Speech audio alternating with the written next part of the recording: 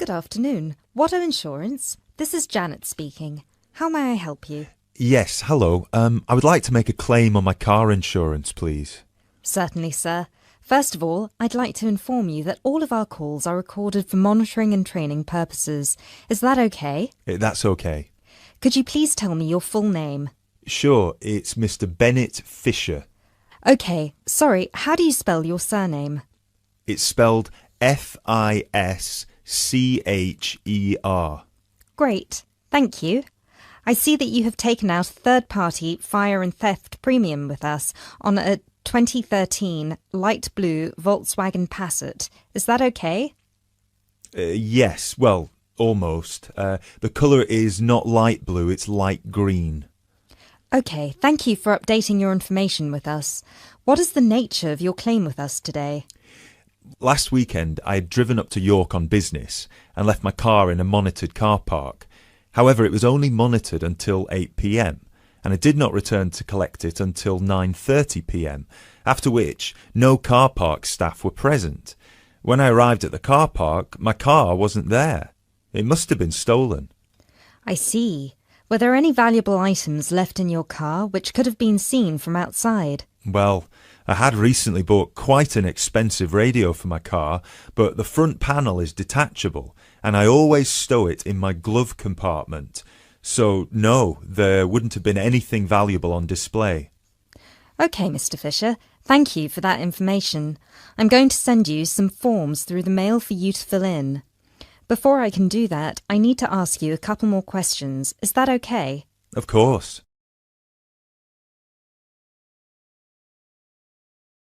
You now have 30 seconds to look at questions 6 to 10.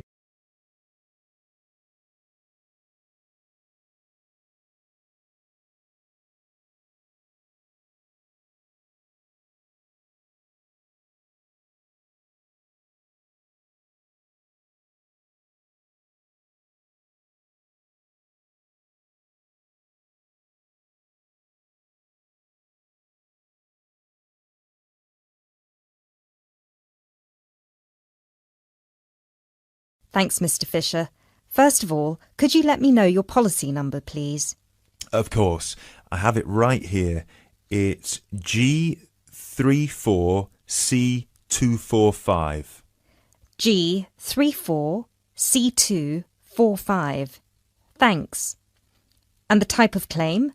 Shall we say stolen car? Yes, the car was definitely stolen.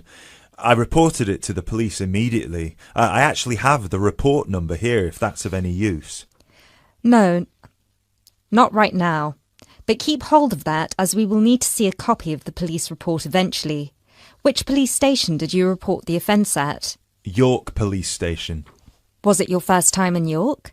No, but it was the first time I'd driven there. I usually take the train.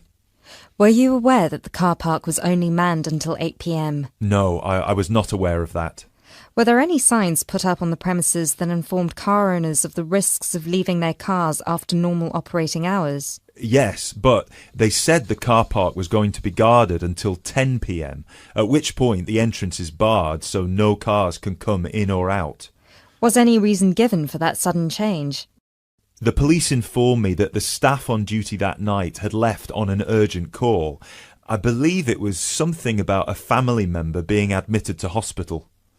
Were there any personal items left in your car? Yes, first of all, there was the car radio I mentioned before.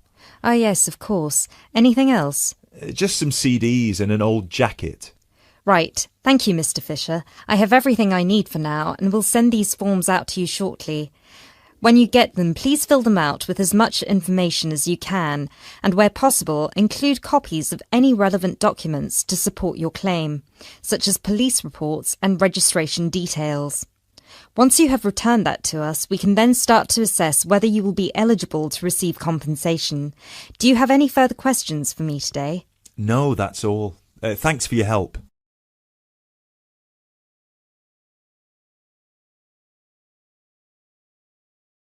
That is the end of part 1. You now have half a minute to check your answers.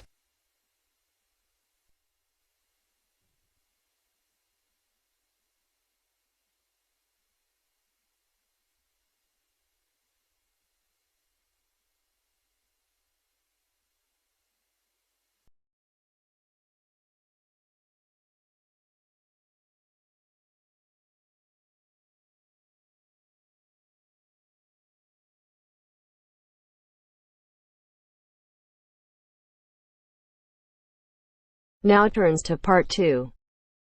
Part 2. You will hear a telephone conversation about a job vacancy. First, you have some time to look at questions 11 to 15.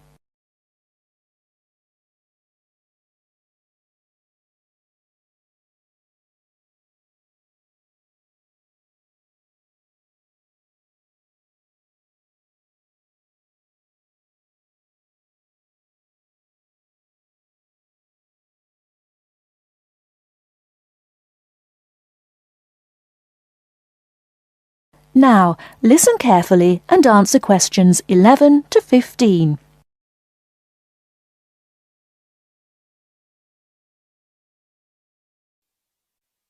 Hello, Top Job Employment Agency. Ellen Sykes speaking. How can I help you? Good morning. My name's Steve Collins and I'm calling about the call centre job advertised in today's paper. For an operative handling credit card inquiries? Yes, that's right. The wages and working conditions are all in the ad, so what I'd like to know now is what the work actually consists of. I should explain that I'm a student looking for a summer job, not long-term employment. That's okay. The people at Intercard say they've always found students to be honest, which of course is essential in this line of work, and they have the basic IT skills needed there.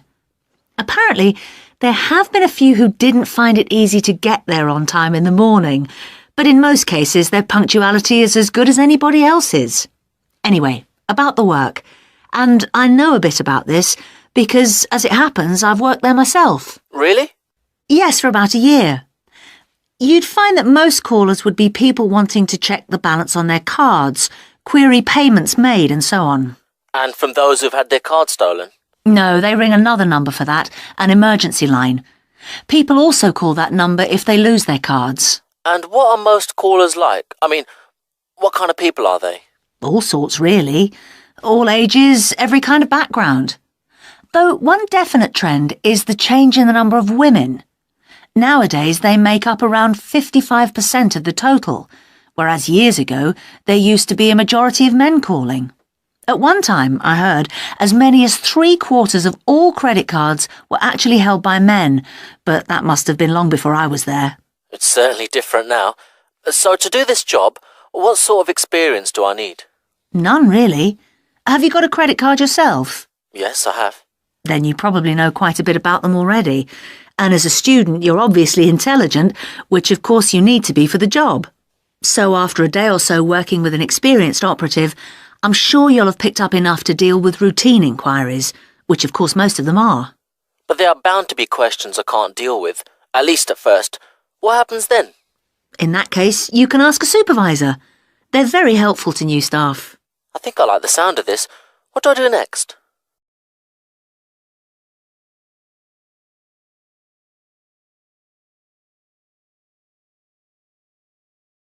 Before you hear the rest of the talk, you have some time to look at questions 16 to 20.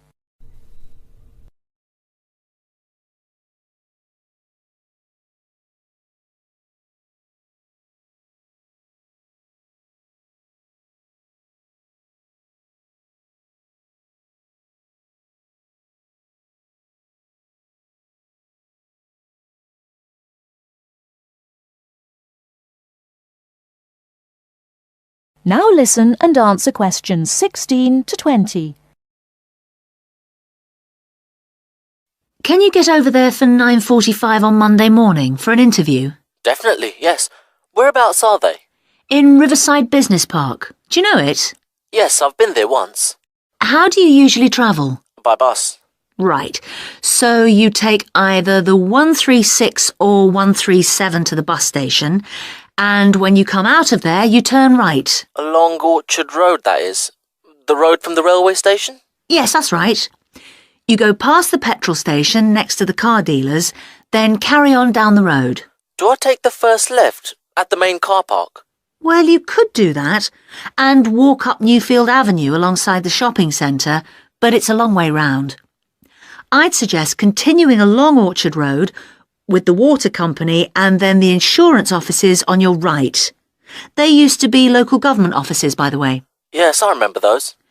And you keep going until you reach the advertising agency. Now, facing that is a small road called Cherry Lane. There's a newspaper office on the corner, and opposite that is a big hotel, so you can't miss it. And how far down that road is it? Well, they aren't actually in Cherry Lane. You walk as far as the next junction and turn right into Armand Drive at the mail centre. Intercard is in the third building on the right, between the airline offices and the shipping company. Fine. I'll be there on Monday.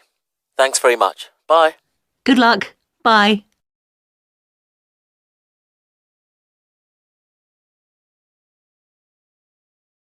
That is the end of part 2. You now have half a minute to check your answers.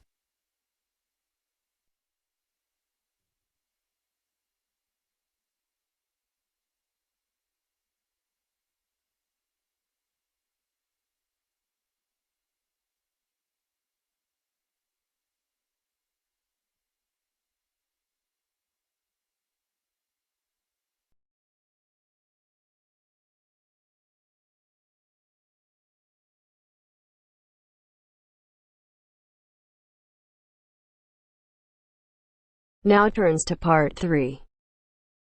Part 3. You will hear a conversation between two students who will discuss a project they're working on together.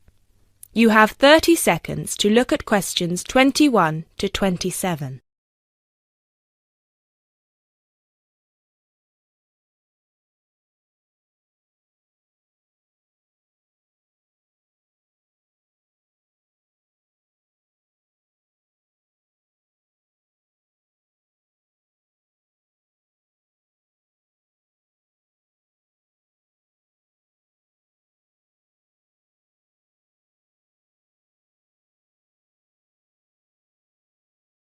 Hey Jess, glad you could make it. We've got a lot to discuss. Hi, Matt. Yes, sorry I'm a bit late. I did bring all my notes with me. Yes, me too. Where shall we start?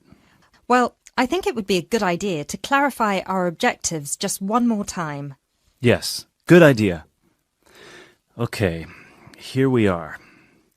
We need to record, photograph, and identify the plant species in 10 1-square-meter plots.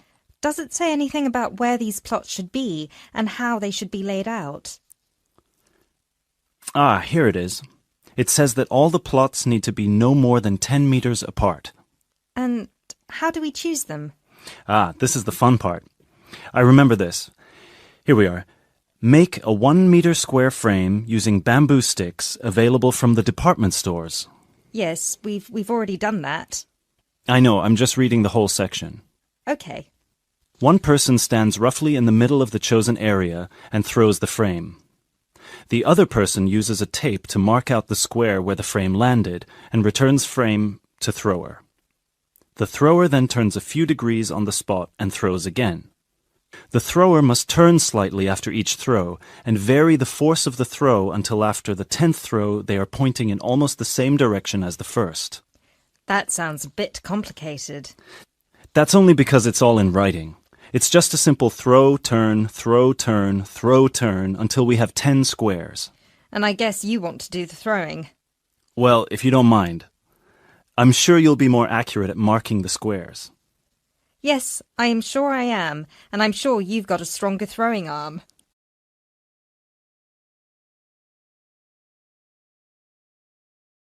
You now have 30 seconds to look at questions 28 to 30.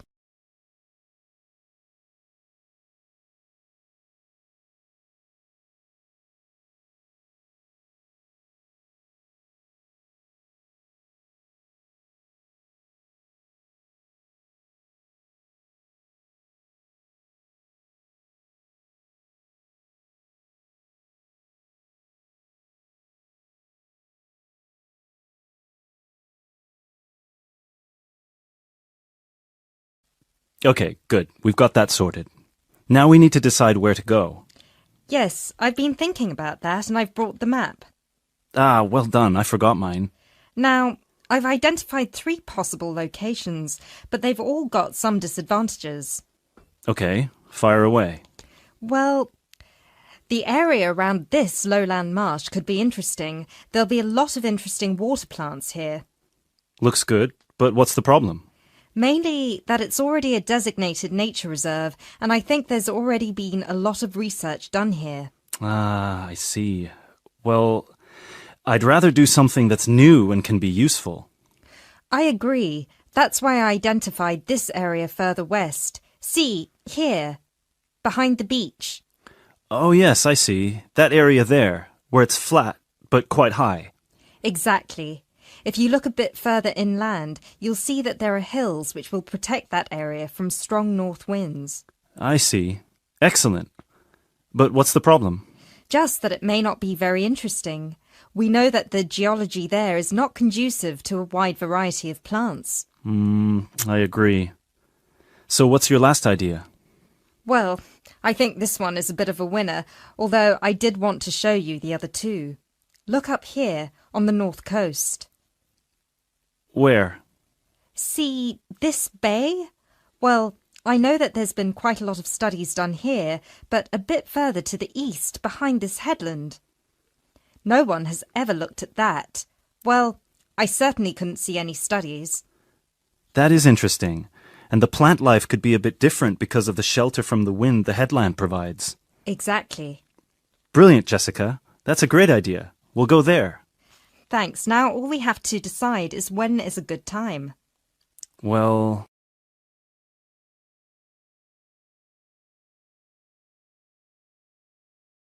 That is the end of part 3. You now have half a minute to check your answers.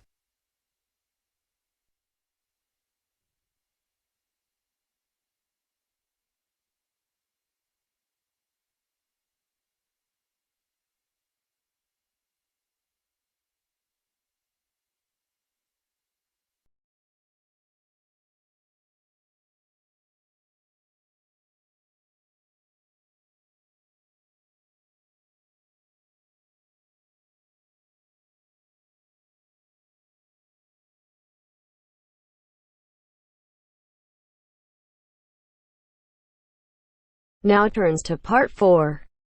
Part 4. You will hear a wildlife expert giving a talk to a group of bird lovers in the UK about a species called the tawny owl. Before you listen, you have some time to look at questions 31 to 40.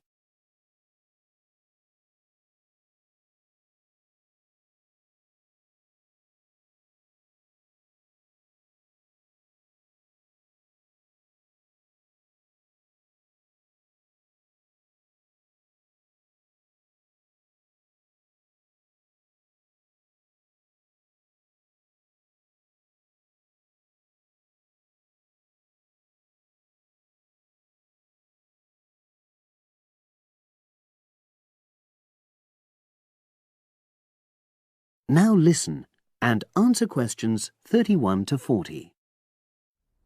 Good evening, everyone. You're all likely to be familiar with pictures of the tawny owl. Because of all the owl species in the UK, it's actually the most common one.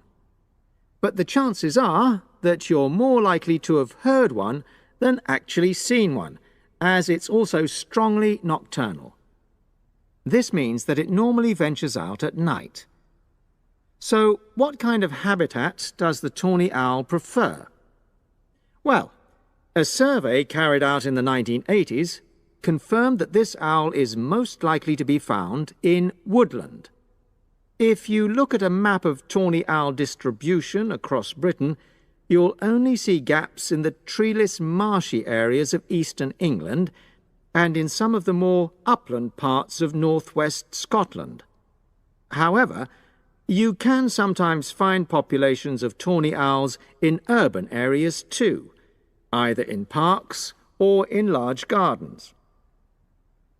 The tawny owl shows some obvious adaptations to its natural habitat.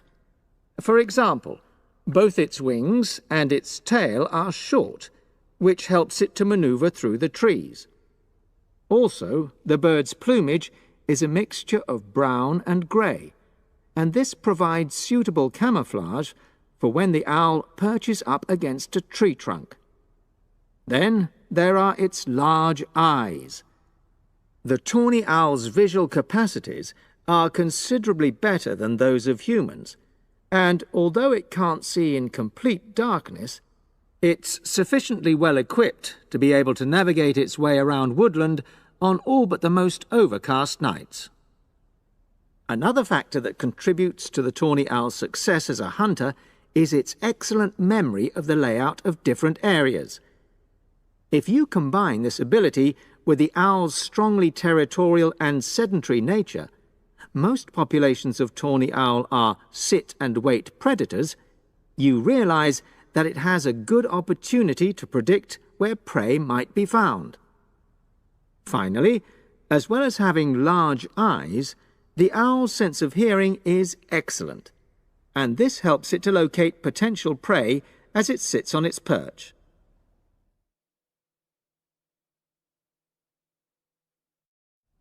Turning now to the tawny owl's diet.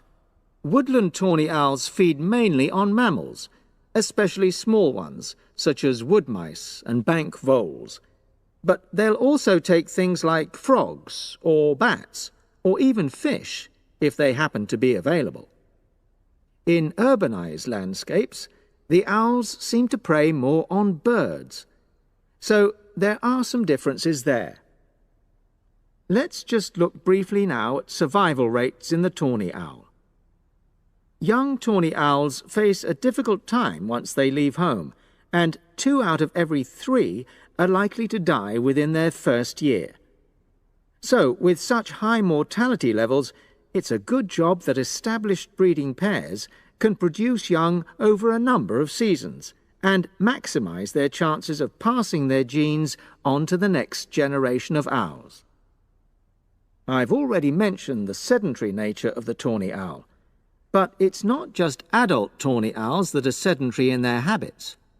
Young birds, dispersing away from where they were born, rarely move far. The average distance is just 4 kilometres. There also appears to be some reluctance to cross large bodies of water. The owl is absent from many of the islands around our shores, with only occasional sightings in Ireland and the Isle of Wight off the south coast of England. Right, well, now I'll show you some photographs that have been taken in one or two of the... That is the end of part 4. You now have half a minute to check your answers.